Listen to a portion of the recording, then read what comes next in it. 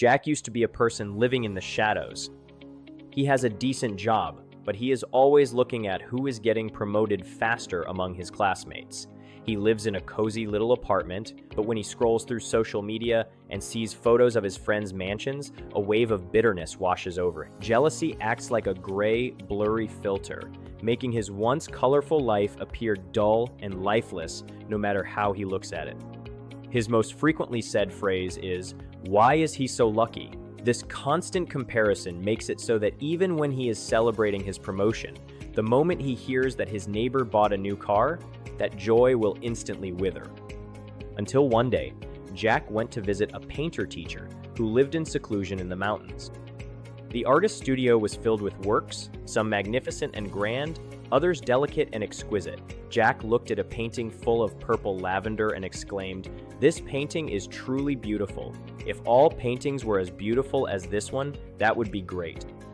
The painter handed him an empty palette and smiled, saying, "If I only pursue the beauty of purple, where should I place my red, blue, and green? If every flower wants to be a peony, will this forest still have layers?"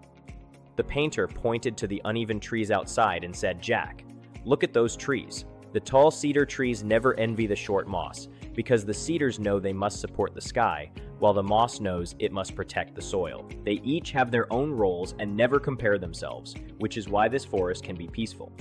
Jack was stunned. The painter continued, "The reason you are not happy is that you use someone else's script to judge your own performance. Jealousy arises because you think life is a limited resource competition, but in fact, everyone has their own unique palette."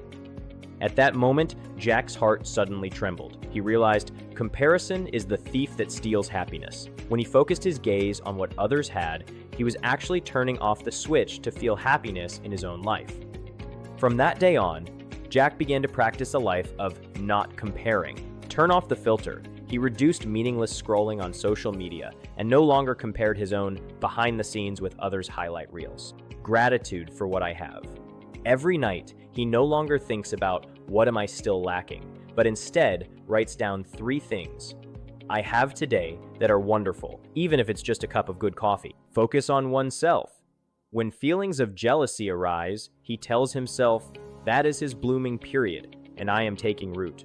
Jack discovered that when he stopped being jealous and comparing himself to others, the inner restlessness disappeared, replaced by a clear sense of calm. He was finally able to see how warm the sunlight in his apartment was and how precious his family's smiles were. The most expensive price in life is spending a lifetime envying others. The first step to a happy life is not to gain more, but to learn to stop comparing.